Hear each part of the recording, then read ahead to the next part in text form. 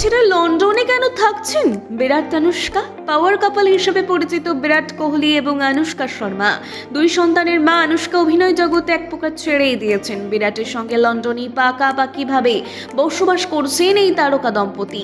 ভারতের সঙ্গে নাকি ক্রমশ দূরত্ব বাড়াচ্ছেন আনুষ্কা, অথচ এই দেশই আনুষ্কা এবং বিরাটকে আকাশ ছোঁয়া জনপ্রিয়তা দিয়েছে।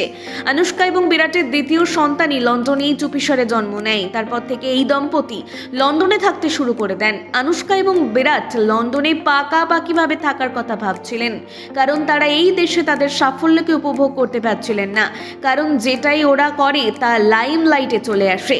এছাড়া আনুষ্কা এবং বিরাট তাদের সন্তানদের গ্ল্যামার দুনিয়া থেকে সরিয়ে একেবারে সাধারণভাবে পালন করতে চান। এটা তাদের লন্ডনে থাকার দ্বিতীয় কারণ।